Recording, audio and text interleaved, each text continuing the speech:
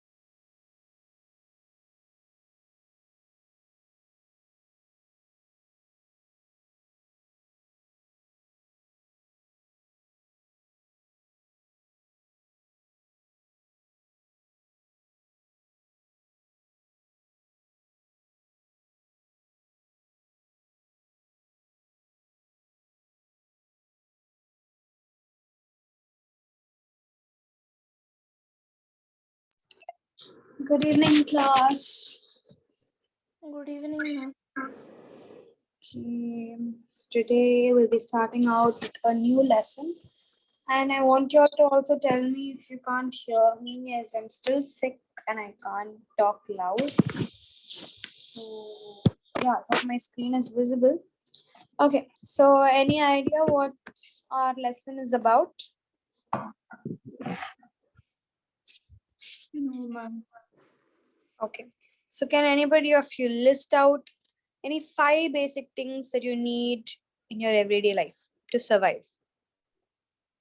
Ma'am, water. Okay, water. Someone else now. Ma'am, air. Air, Food. food.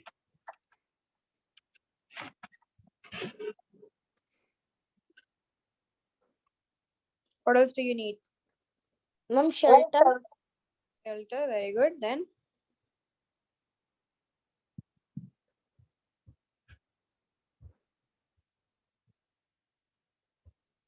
that's it.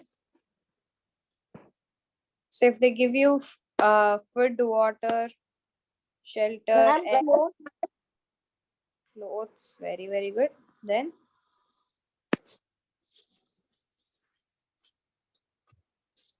okay, now let's just take the topic clothes. So where do we get this clothes from? Ma'am, sheep. We get it basically from, okay, let's just say animal. We get it only from animal. No, ma'am. Plants. We also get it from plants. Very good. So these materials from which we get our clothes.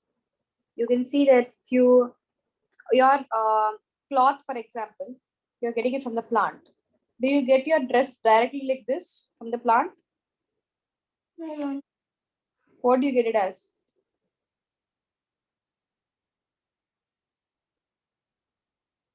You get it as what? How does it become like this?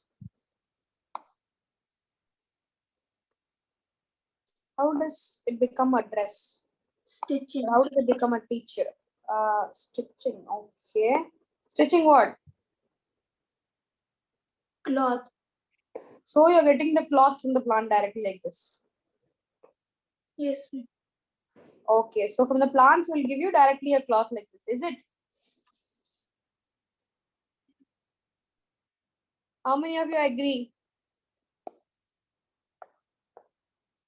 So you're growing a plant, the plant will give you a cloth like this. From that cloth, I can stitch my t-shirt. Is it? No, Yes. ma'am. Then what does it give first?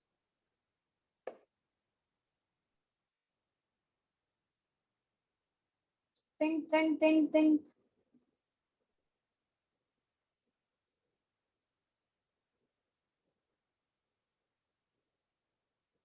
What happened to all of y'all? Basic sense, what? Okay, now you told sheep. What does a sheep give you? Wool. Wool. Doesn't give you a cloth. What does plants give you? Cotton, no. Cotton buds. Huh.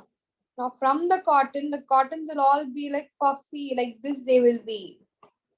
Doesn't give you a cloth. Wool will also be something like this. It is not a cloth. From this, each strings or each strands are taken. They are stitched. Similarly, each strings, strands or everything are taken. They are stitched and you get your product.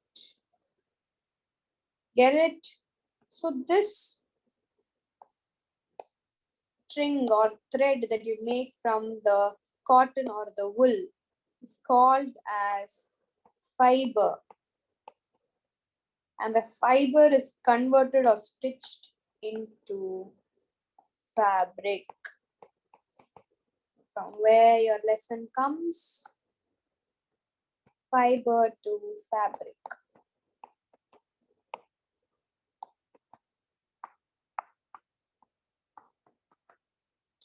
Am I clear?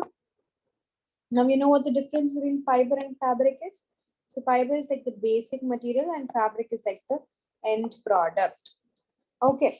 So you have a variety. So without fabric, obviously you cannot survive itself, from your pant to t-shirt to uniforms to curtains to mat, your mat in your house, your blanket covers, the blanket that you use to close, your pillow covers, everything is a cloth, right? So there are a lot, there's a lot of variety. Now you can see this is the fiber which is being used to give you the fabric. Now when you're going to buy in a shop, they will give you different types of cloths. One will be cotton material, one will be polyester material, one will be synthetic, one will be silk. So there is a different type of fabric. So fabrics are of different types.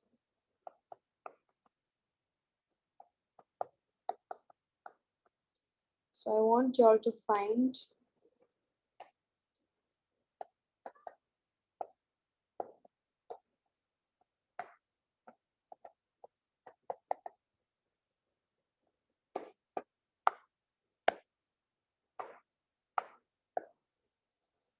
just 5 types of fabrics. All right. So there are different types of fabrics that is being there. Okay. So I want you all to give me types of fabrics that is not mentioned in class. Okay. I don't want to give the same thing in the homework also. Okay. So now, what do we say? There's an activity that is being given in your book, which is select a piece of cotton fabric. And now you try to find a loose thread. So you take a cotton cloth, you can see a thread that is coming out of the cloth. Okay. So this loose thread is actually called as a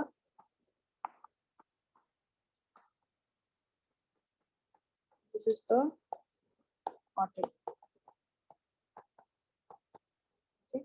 This loose thread is called as yarn. Okay, yarn. All right. So this yarn, it's at one of the edges. You're going to pull it. And when you pull out, what you will get? You will get many yarns. You'll get a lot of threads like this. All right. So when you arrange all these yarns together, again, it becomes a fabric. Okay. So basically, yarns, a yarn plus yarn plus yarn plus all yarns together will give you a fabric.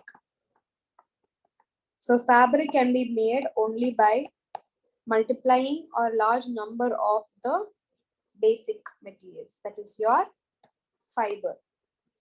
You cannot just take a single fiber and make it a cloth. You need multiple fibers or multiple yarns in order to make your fabric. All right. So now,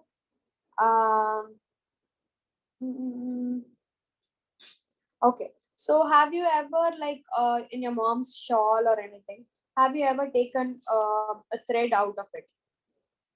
Guys?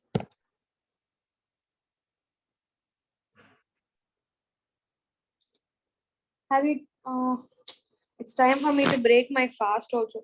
Okay, you just copy this down and find the first question that I've given you all.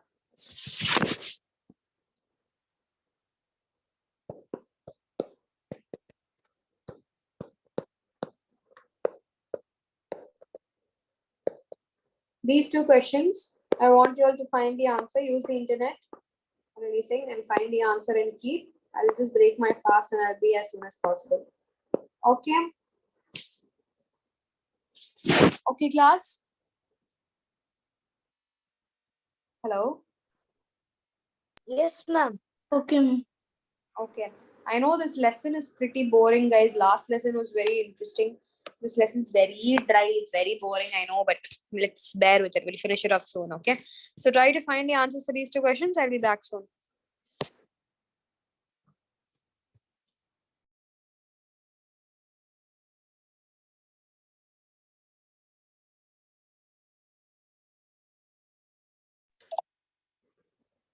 Yes, you had got to see your mom's strands. Yeah, okay. So when you took those strands, you could have noticed that your strands, if you just try to, use your nail or use your thumb at any end of the strand, it divides into smaller and smaller threads. Okay. These smaller and smaller threads are only called as fibers. So you can see from minute fibers, a big wool is being formed, and from big wools, a big cloth is being formed. Okay, we'll see, look at the process. Until that, you just find the answers.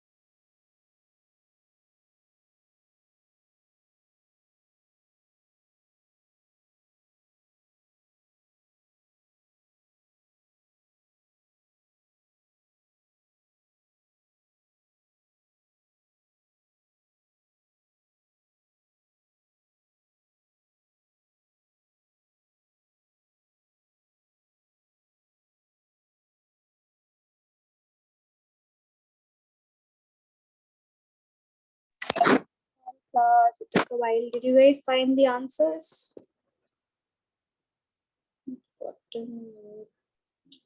Yes, ma'am.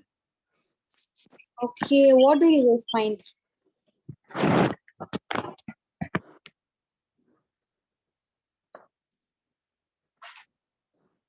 What did you guys find first?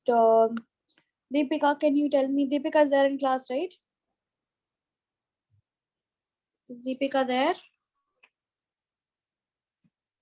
Ma'am, I think they both have mic problems, ma'am. Oh, okay, fine. Okay, fine. Um, can you try now, Deepika?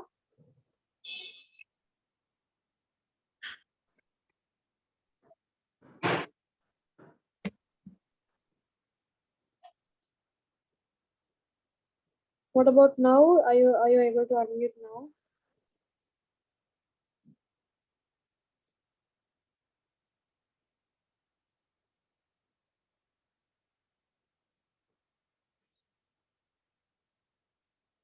Okay, all right.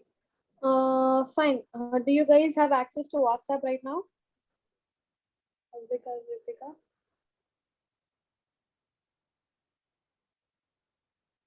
Okay. So you can just text me in WhatsApp the answers, whatever question you're asking. All right. What about you, Advika? Do you have access to WhatsApp right now?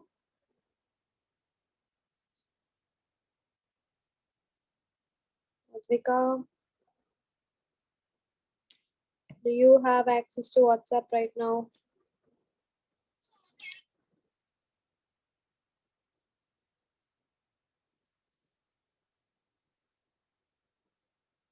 Okay, no response. Anyways, going to the first question. I hope I am audible to all of you. Okay, so I asked you all, give me any 5 types of fabrics. So starting with Ashwath, can you tell me? Silk, wool, cotton. Okay, stop. Silk, wool, cotton. Okay, very good, Ashwath. Now, Advika, maybe you can drop in the chat box your answers. Deepika, you can also text your answers. Soumya, tell me your answer. Ma'am, cotton, wool, and silk. That's it. Yes, ma'am, those are the only things. There were so many others. I told you to use the internet and all. No, I told exactly the same whatever he said. I want new answers. What about Deepika and what about Advika? Your mics are not working. I hope you guys can text me.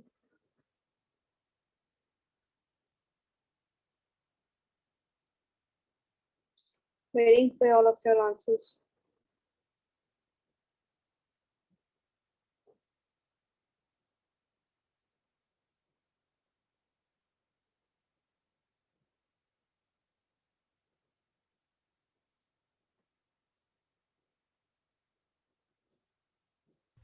Ma'am, can you hear me now? Yes, I can hear you. Ma'am, cotton, wool, and Okay. cotton and wool are known as natural fibers. Okay. Why are they called as natural fibers? Ma'am, because they are obtained from plants. Okay, very good. Do you have any other types of fibers other than cotton and wool?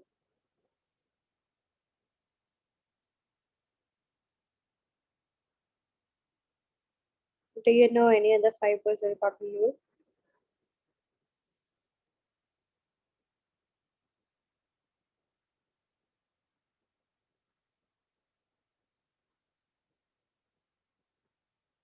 Okay, so there is so many other things also, like rayon, polyester.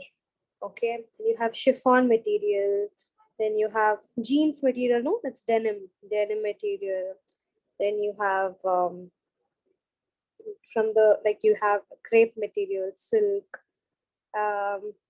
linen, wool. You have muslin cloth and all. Okay, so there you have Georgette silk and all, you know, Georgette cloth. So there is different fabrics that is available. All right. Can any of y'all just raise your hand if you know the answer? No, can you? Yeah, synthetic also.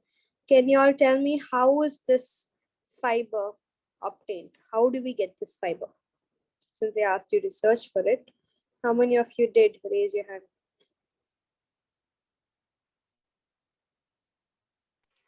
Ma'am, can you repeat?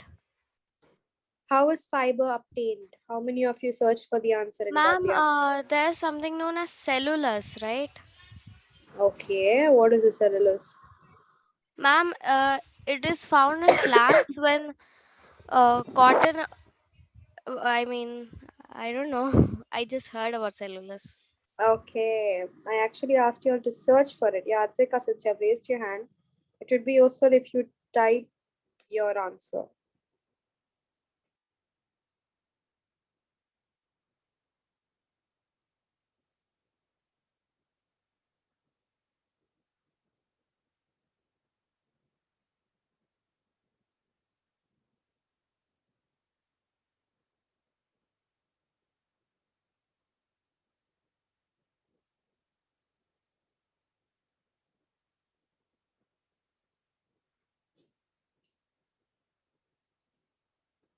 Okay, so let me.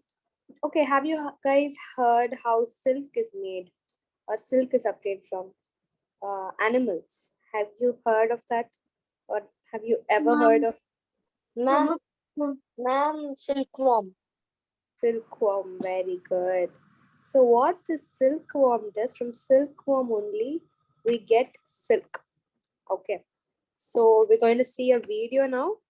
This class is completely introductory class of this lesson, okay? So now we're going to see a video of how this silk is being made by the silkworm. It will be a little long video, but they will show you in clear about how you obtain it.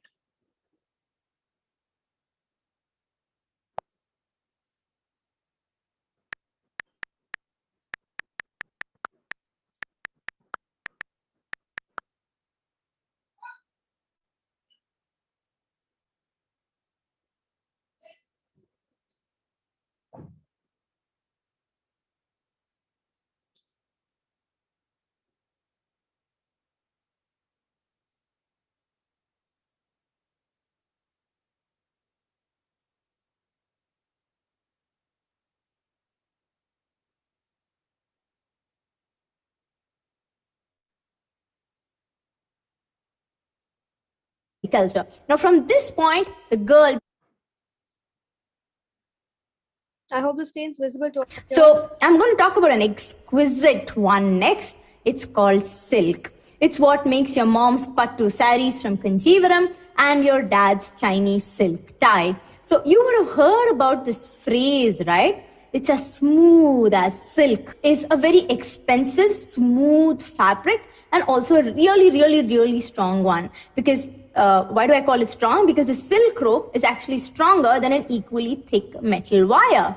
But silk, it comes at a cost of a life. The life of a silkworm. It's made a bit cruelly. So there's this whole industry surviving because of silk. The cultivation is called sericulture.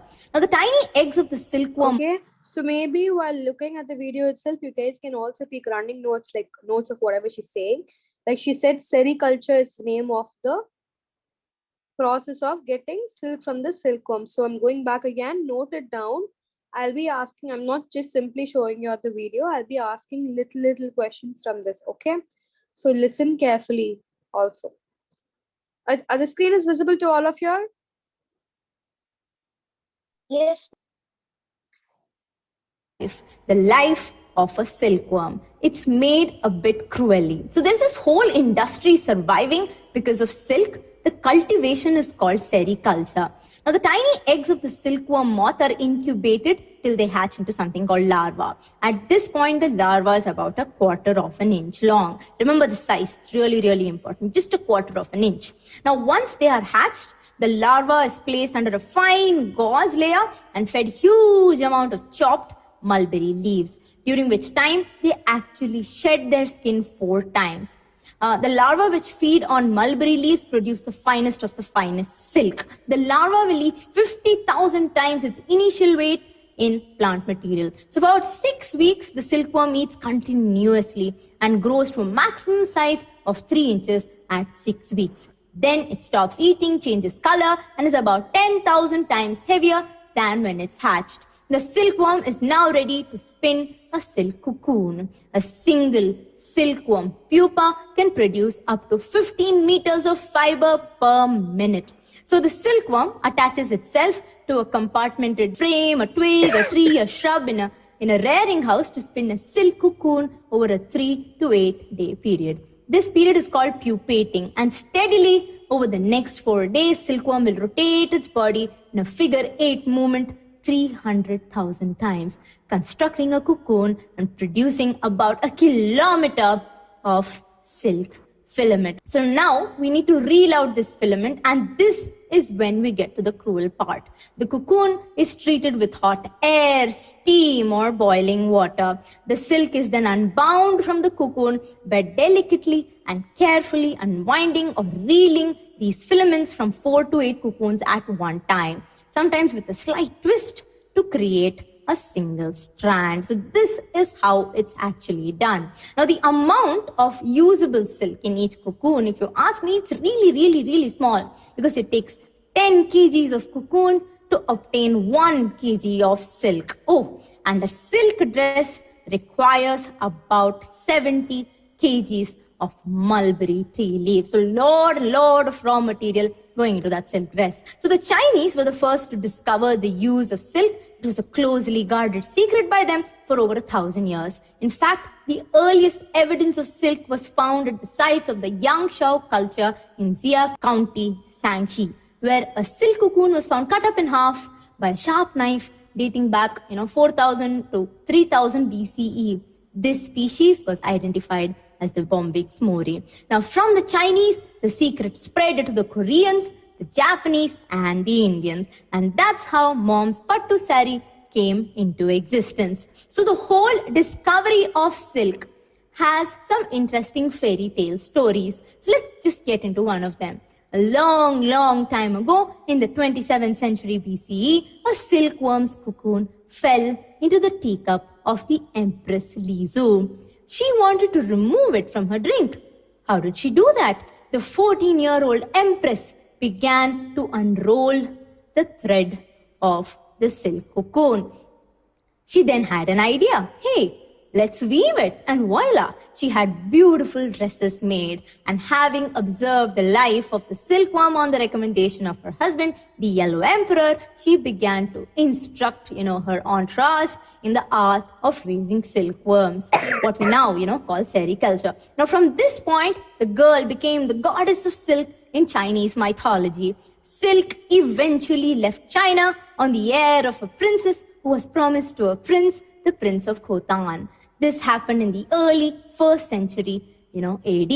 The princess, she actually refused to go without the fabric that she loved so much, and she would be the very first one who would finally break the ban on silkworm exportation, which was there for centuries in China. Now, the sensitive ones among you are really feeling bad for the silkworms, maybe wondering, is there an alternative to this? Scientists those days wondered too. But their inventions has actually nothing to do with people feeling bad for silkworms. It has more to do with 2 things. 1, the skyrocketing high prices of silk, and 2, a disease which hit the silkworms in the 1860s. French silk industry was being threatened by a disease affecting the silkworm, as I mentioned, in the 1860s. Louis Pasteur and Count Hilaire de Chardonnay. So these 2 people were studying this problem with the hope of saving this vital and high money-making industry. And during this crisis, Chardonnay became interested in finding a way to produce what we now call and know as artificial silk rayon. Was it clear, guys, or was it too much of history and boring? Ma'am, Tell me.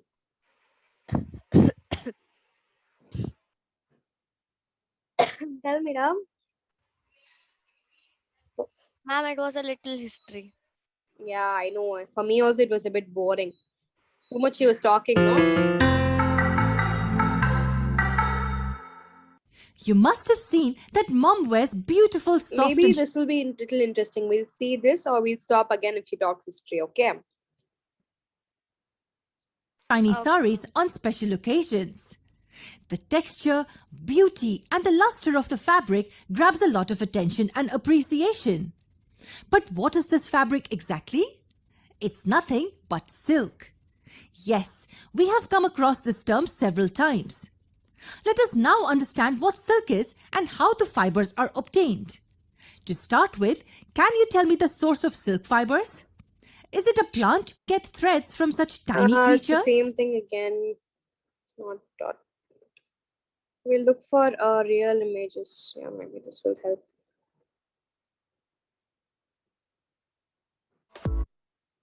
Go out and dine at the finest restaurants and save up to 40% on your bills. Only with Swiggy Dine Out. Pour, rub, pour. Surf Excel Matic Liquid. Have been discovered or invented to Commercial the silk is cocoons. obtained by cultivating different species of silkworm. The most widely and commercially used species is Bombyx mori, native to Asia. Silkworms are soft-bodied, slow-moving and relatively fast-growing insects. Like other insects, silkworms too go through 4 stages of development: egg, larva, pupa and adult. The larva is a caterpillar. The pupa is what the silkworm changes into after spinning its cocoon before emerging as a moth. Since the silkworm grows so drastically, it So you can see, as she told in the last video, they feed it on what leaves? What leaves do the silkworms feed on? Mulberry. Mulberry leaves. You can see the full trays of so many silkworms with kgs and kgs of mulberry leaves. must shed its skin 4 times during its growth. These stages within a stage are called instars. The eggs normally hatch during summers, which coincide with the mulberry tree regaining its leaves after shedding them in winter. Eggs hatch within 25 days depending on So these white spots that you see are actually tiny eggs, okay? So they have like kept it into small compartments like in the paper. On the paper only it's like laying its eggs. So let's see how they are like cultivating it. the weather, with warmer weather hastening the hatching process. You know that like in a hen, the mother has to sit on top of the egg, warm the egg for the egg to hatch, right? So here, since we can't do that, it takes a lot of time. We directly like immersing the egg in warm water. A silkworm's preferred food is white mulberry leaves, though they may eat leaves of other mulberry species as well. Due to the practices of our ancestors, silkworms have become fully dependent on humans. They eat continuously and therefore need to be fed at least twice a day. New hatched silkworms are tiny and feed on young and tender mulberry leaf shoots. The mature silkworms eat more mature leaves. As the pupae continuously eat, the containers get filled up with their excreta. These therefore need to be cleaned periodically. Furthermore, silkworms are prone to diseases. Farmers must maintain a high standard of hygiene for rearing and handling these precious creatures. In addition to this, the containers should be maintained in such a way as to prevent other insects like ants from invading. After 20 to 33 days of constantly munching away mulberry leaves, the silkworms feel the urge to cocoon. At this stage, the silkworms are a pretty sight. They become translucent and acquire a yellowish hue. You can see it has a light shade of yellow, so it's become all fat and it has almost become a light shade of yellow. Now it starts building its cocoon. You know how a caterpillar works, right? A caterpillar becomes a pupa, builds a cocoon, becomes a butterfly. So same like that, here you have the silkworm, builds a cocoon, it becomes a moth. Okay. So before it becomes a moth itself, they kill the silkworm, and they take the silkworm, they separate the silkworm from the cocoon, so the silkworm dies. Okay. Before it begins cocooning, the silkworm excretes a runny fluid to clean out its system. It then oozes a tiny drop of silk for anchoring. Then it goes on to draw one long, continuous filament of silk by swinging its head from side to side. It takes a silkworm around 48 hours to fully complete this process.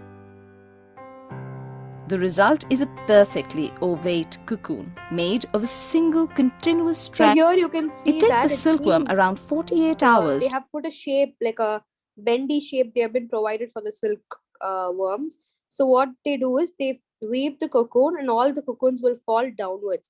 You can see that. So it will be easy for the humans Fully to complete cultivate. this process. Let's show you it. See The- all the white balls. Can you see? All these are cocoons that's been built by the silkworm. Result is a perfectly ovate cocoon made of a single continuous strand of silk measuring up to 1 kilometer in length. So finally, the After silk 10 is to ready. 14 days of developing inside the chrysalis, the silk moth appears from the cocoon. Silk moths cannot fly due to thousands of years of domestication. They need human assistance in finding a mate and lack fear of potential predators. However, almost immediately after emerging from their cocoons, male silk moths leave their containers in search of a female mate.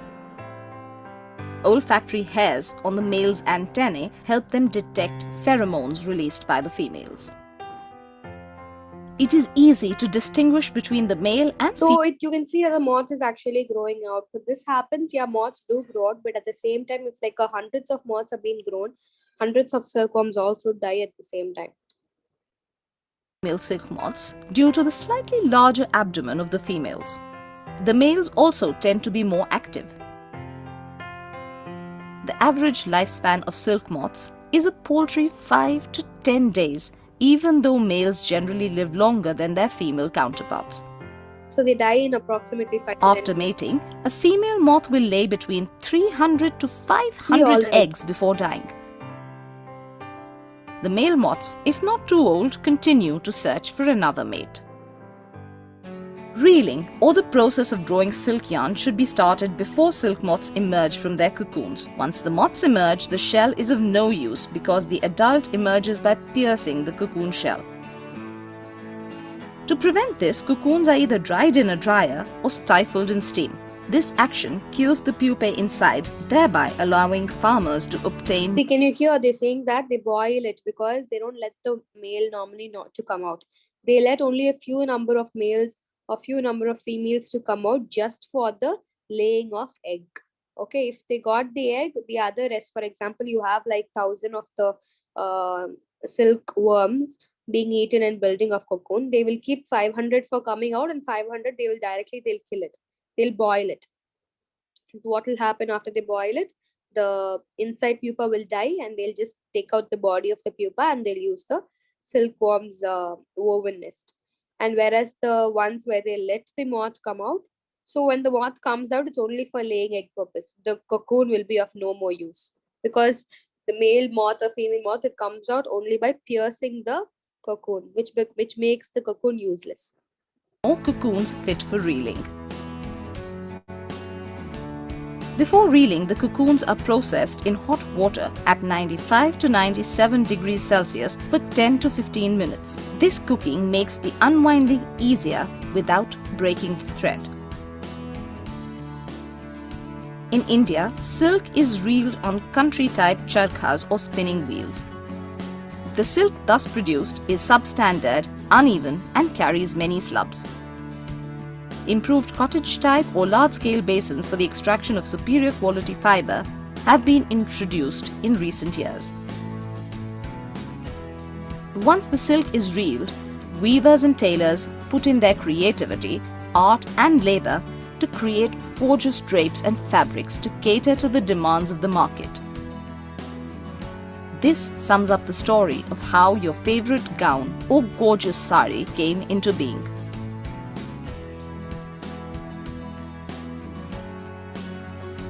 This video was better, right? Did you guys understand? Yes, ma'am. Yeah, I hope the videos were more, this video was more clear with what actually the images look like and everything. Did you guys have any doubt in this video? No, ma'am. Nobody else? What about others? Ma'am, what Yeah. is the name of first stage? What is the name of first stage? It's called the larva, the baby stage. Okay, so there are like almost 4 stages of silkworm. So first stage is the baby stage. That is basically, I'll just write it down.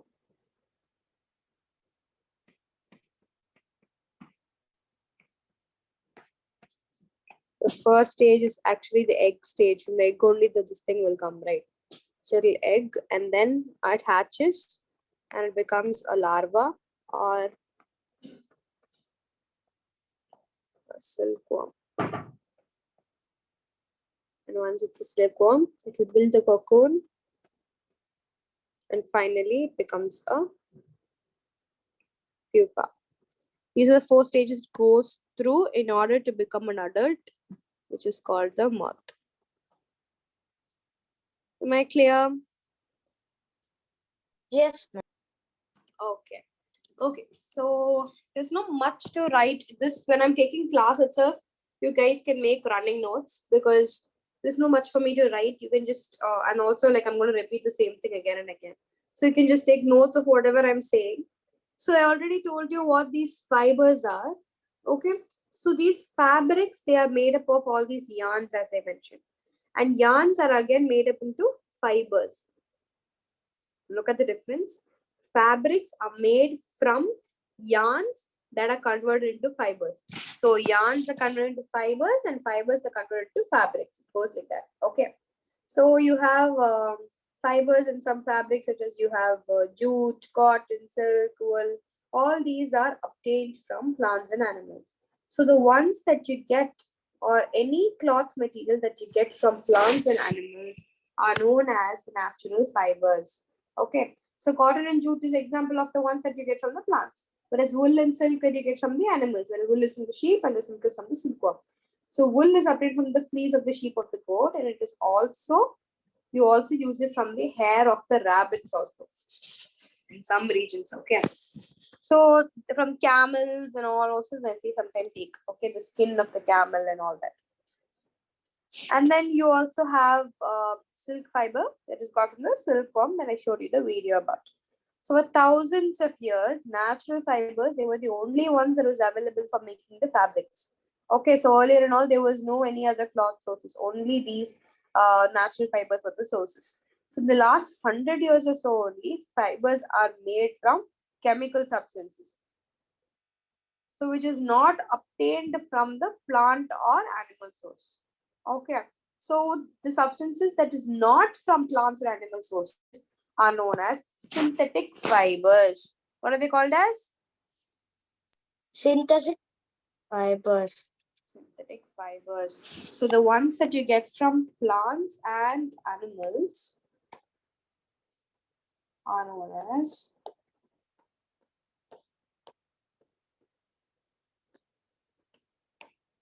natural fibers. The ones that you do not get from animals and plants are called as synthetic fibers. So what do these synthetic fibers are obtained from? They're obtained from chemicals. All right. So some examples you have polyester. Ma'am, Tell me. can we see synthetic fiber also as man-made fibers? Yeah, definitely. Okay. Okay. So yeah, man-made fibers. So synthetic fibers are basically made by using chemicals. Chemicals itself means man-made because we are the one who made our own poison. Okay, so chemicals are made from man. So synthetic fibers are obtained from chemicals. Examples you have polyester, nylon, acrylic cloth, and all that. Okay, and I think, yeah, this was enough for the introductory class.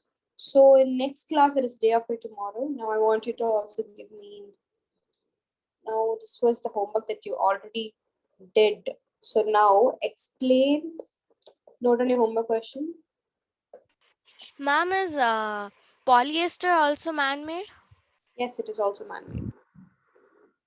It is like an artificial source of silk.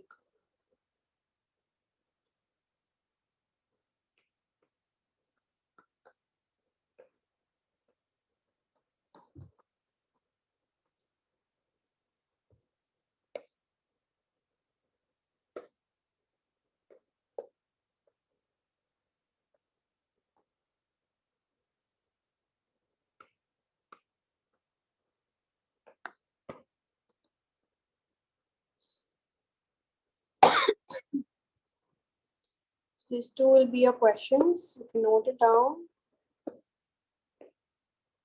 Tell me if you're done.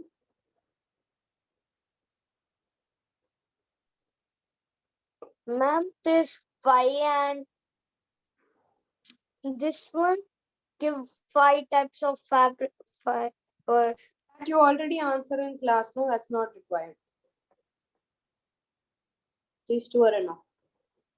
Okay, ma'am.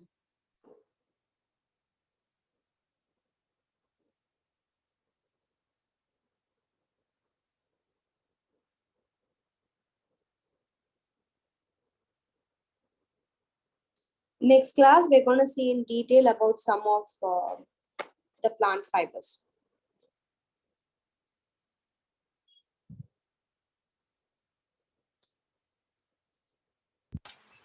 Ma'am, done. Okay, I hope all of you are done. Ma'am, one.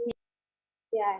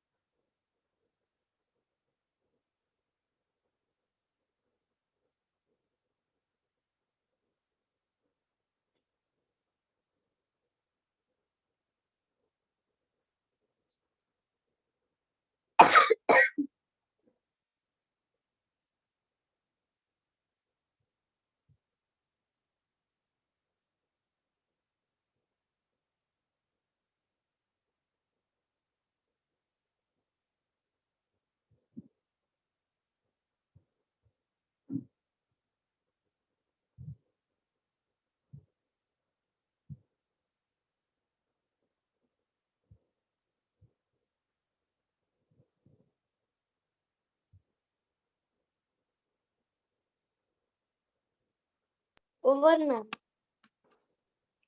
Are all of you done?